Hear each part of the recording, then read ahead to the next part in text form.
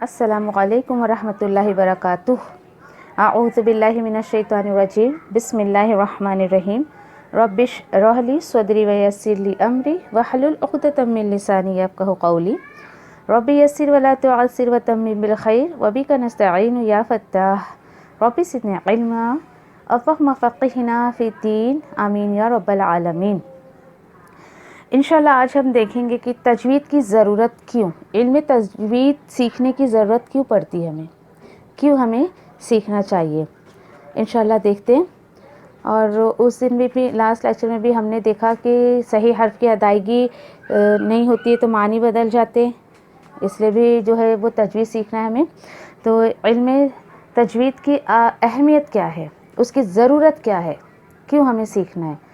تو دیکھیے کہ پہلی بات تو تجوید کے خلاف قرآن کو پڑھنا یا غلط پڑھنا یا پڑھانا یا بے قاعدہ پڑھنا، یہ اس طریقے سے پڑھنے کو جو ہے وہ تجوید کی لینگویج میں لحن کہا جاتا ہے۔ لحن، لاحنون، یہ لحن کہلاتا ہے۔ لحن کہتے ہیں غلطی کو، غلطی، لحنون یعنی غلطی کرنا، ٹھیک ہے۔ تو یہ دو طریقے کی غلطیاں ہوتی ہیں، دو طریقے کی غلطیاں ہوتی ہیں، جیسے کہ ایک ہے لحن جلی، ایک جو اس کا ایک لحن کی دو قسمیں ہیں، ایک قسم ہے اس کی لحن جلی جیم لام یا، اور دوسرا ہے لحن خفی، لحن خفی۔ تو انشاءاللہ ہم جاننے کی کوشش کریں گے کہ لحن جلی کیا ہے اور لحن خفی کیا ہے انشاءاللہ۔ تو لحن جلی جو ہے اس کے اندر آپ کو کم سے کم جو ہے وہ کچھ 3-4 باتوں کا دھیان رکھنا بہت زیادہ ضروری ہے۔ جیسے کہ لحن جلی یہ ہے کہ ایک حرف کی جگہ دوسرا حرف پڑھ لینا، بالکل بھی کیوں، دیکھو جیسے کہ عربی میں ہم نے دیکھا پچھلے لیکچر میں کہ ہم 2-3 حرف کو ہی نا ایک ہی ساؤنڈ میں، ایک ہی پروناؤنسیشن میں جو ہے وہ پڑھ دیتے ہیں، ہے نا۔ مثلا جیسے ہا ہے، ہا ہے، سا ہے، سین ہے، پھر حمزہ ہے یا الف ہے، عین ہے، تو اس کو سب ایک ہی ساؤنڈ میں ہم پڑھ دیتے ہیں، اور ہم دیکھا تھا کہ معنی کے اعتبار سے جو ہے وہ بالکل الگ۔ اور اس طریقے سے دیکھیے پہلی بات تو ایسا پڑھنا حرام ہے کہ آپ ایک حرف کی جگہ دوسرے حرف کو آپ نے جو ہے ادا کر دیا، ایسا پڑھنا حرام ہے کیونکہ معنی چینج ہو جاتے ہیں۔ دوسری بات یہ کہ دیکھیے نماز بھی جو ہے وہ جاتی رہتی ہے کیونکہ معنی غلط ہو جاتے ہیں۔ جب معنی غلط ہو جائیں گے تو نماز کا، اللہ کے کلام کا ہمارے دل پر کیا اثر آئے گا؟ کچھ بھی اثر نہیں آنے والا ہے، کچھ بھی نہیں۔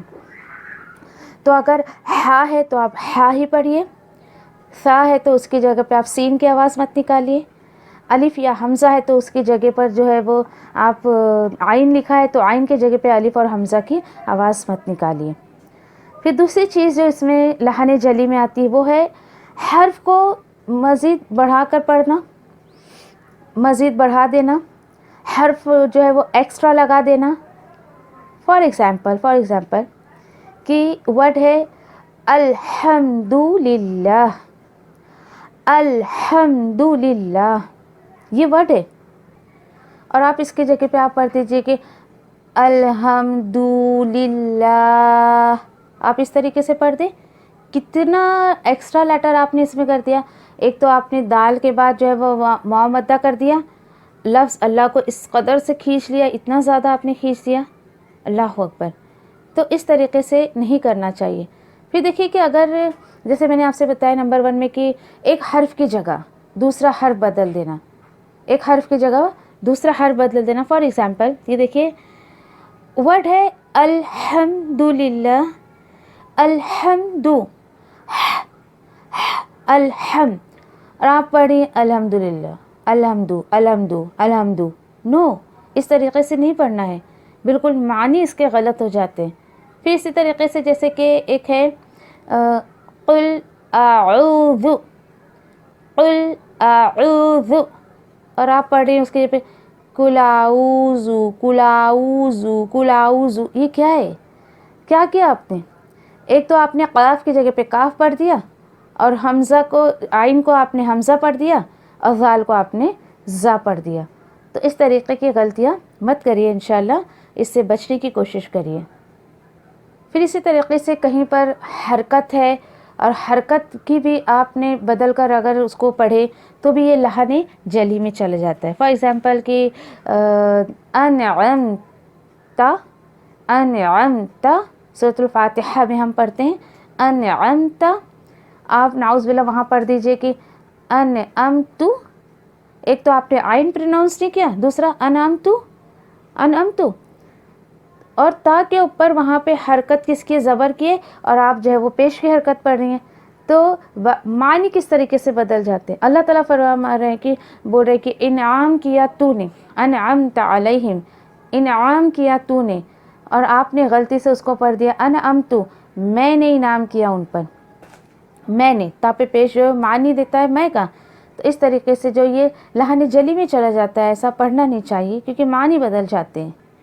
پھر اسی طریقے سے کہیں پر آپ جو ہے وہ حرف کو گھٹا دینا بالکل، یا پھر کہیں پر گھٹا دیے کہیں پر بڑھا دیے، تو اس طریقے سے بھی نہیں کرنا چاہیے. فار ایگزامپل دیکھیے کہ جیسے کہ سورۃ الاخلاص میں ہے لم یلد، لم یلد ولم یولد، ولم یولد، یہ ہے لم یلد ولم یولد، اور آپ اس کو پڑھ دیں لم یالید، لم یالید ولم یولد، نہیں. تو اس طریقے سے آپ کو نہیں کرنا ہے، جیسا لکھا ہے ویسے ہی آپ کو پڑھنا ہے. لم ہے تو لم پڑھیے، یا کے اوپر زبر ہے تو زبر پڑھیے، اس کو ذرا بھی الف مدہ بنا کر کھینچیے مت. لم یالید ایسا مت پڑھیے. لم یلد، لم یلد، پھر اس کے بعد ولم یولد، اور آپ اس کو ایسا پڑھ دیں لم یولد، لم یولد، نہیں ایسا نہیں کرنا ہے بالکل بھی. یہ بھی بہت جو ہے وہ لحن جلی میں آتا ہے، بالکل بھی جو غلطی ہو جاتی ہے ایسا نہیں پڑھنا چاہیے. پھر اسی طریقے سے دیکھیں کہیں ساکن ہے تو وہاں آپ نے زبر پڑھ دیا، کہیں زبر ہے تو وہاں ساکن پڑھ دیا. تو ساکن کو زبر کرنے سے یا زبر کو ساکن کرنے سے انشاءاللہ کیا غلطی ہوتی ہے وہ دیکھتے ہیں.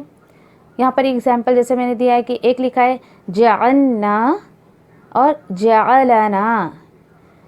اگر دیکھیں کہ ایک کھانا کھانے کے بعد کی جو دعا ہے نا الحمدللہ الذی اطعمنا وسقانا وجعلنا مسلمین، وہاں پر ہے وجعلنا، اور اکثر میں نے لوگوں کو یہ غلطی کرتے ہوئے دیکھا ہے کہ وجعلنا پڑھتے ہیں وہ.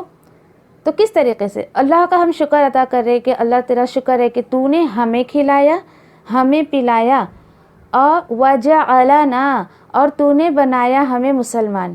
اور آپ کیا بول رہی ہیں وہاں پر وجعلنا بول کر آپ یہ بول رہی ہیں کہ ہم نے ہی بنا لیا، مطلب ہم نے خود کو مسلمان بنا لیا. نعوذ باللہ. جہاں ہم کو اللہ کی طرف وہ بات کرنی چاہیے تو وہ آپ اپنی طرف وہ بات کر رہی ہیں. تو اس طریقے سے جو ہے وہ معنی بدل جاتا ہے. جو یعنی کہ سمجھیے یہاں پر اگر پاسٹ ٹینس ہے تو آپ نے اس کو جو کہ بالکل یعنی پاسٹ ٹینس کے ساتھ وہاں پر ہے کہ ضمیر جڑی ہوئی ہے کہ تو نے بنایا ہمیں مسلمان، ایسے تو آپ بول رہے کہ ہم نے ہی بنا لیا مسلمان. تو اس طریقے کی غلطیاں ہوتی ہیں، تو اس کو بہت زیادہ جو ہے وہ کوشش کریے جو ایسا سمجھ کے پڑھنے کی اور غلطی نہ کرنے کی انشاءاللہ. پھر ایک الفاظ یہاں پہ لکھا ہوا ہے عفو، عفو. دیکھیں عفو، اور ایک اگر آپ نے یہ فا کے اوپر ساکن کر دیا تو یہ دیکھیے کہ فعل یعنی وب جو ہے نا وہ ناؤن بن جاتا ہے. ایک صرف حرکت، ایک حرکت آپ نے بدلی اور آپ نے جو ہے وہ کام کا نام بنا دیا. اللہ اکبر. تو عفو کو آپ نے عفون پڑھ دیا تو یہ جو ہے وب جو ہے وہ اسم بن جائے گا، ناؤن بن جائے گا. تو انشاءاللہ سنبھال کر پڑھنے کی کوشش کریے، دیکھ دیکھ کر بالکل ہی. دوسری قسم جو لحن کی میں نے بتائی آپ کو وہ ہے لحن خفی. لحن خفی، اس کو دیکھیے کہ اگر لحن خفی اگر آپ کی تلاوت میں ہے تو دیکھیے حرام تو نہیں ہے یہ، لیکن مکروہ ہے، مطلب ناپسندیدہ ہے. یعنی آپ کو دیکھیے کہ آپ اگر یہ اگر لحن خفی آپ کی تلاوت میں ہو رہا ہے تو گناہ تو آپ کو نہیں ملے گا، اور ایسی بات نہیں ہے.